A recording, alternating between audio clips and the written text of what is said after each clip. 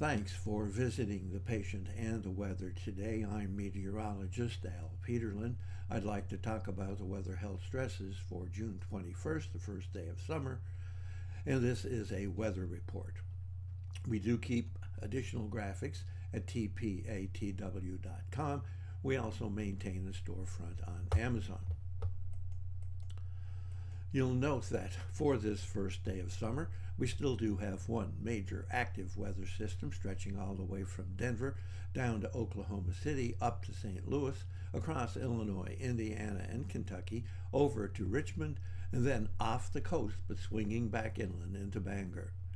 We have a significant area of unsettled weather up the plains from Oklahoma to the Dakotas and Montana, but the focus of instability, showers, thunder showers, will be over the middle Mississippi into the Ohio valleys.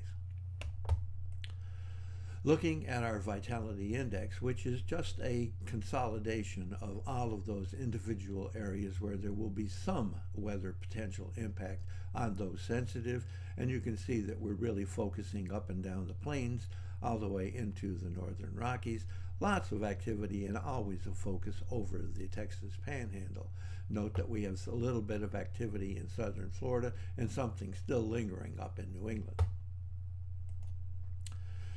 Looking at pressure change, we have rising pressure from eastern Washington, northern Idaho, across Montana, down into eastern Wyoming, touching all the way down into easternmost portions of Colorado. We also have rising pressure across New England, basically Vermont, New Hampshire, and Maine.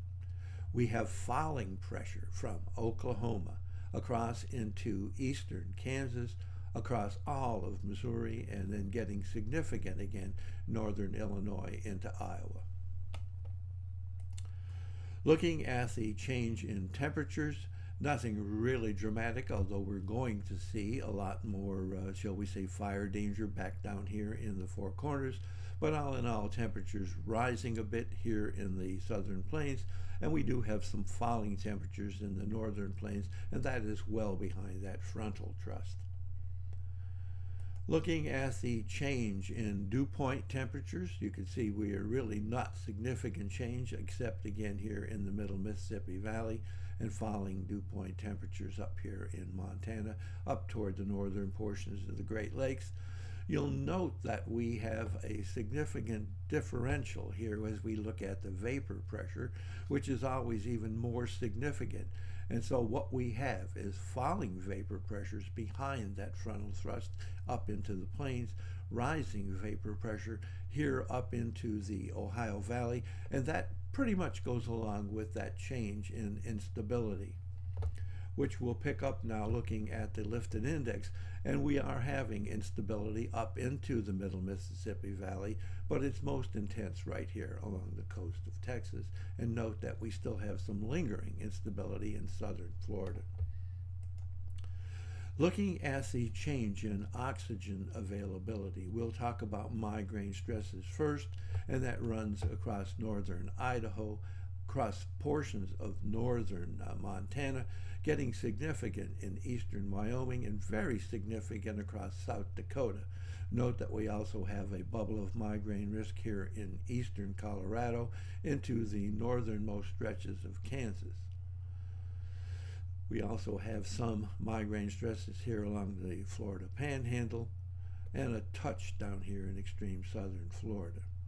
The risk of asthma and arthritis, significant across California and coastal Washington and Oregon.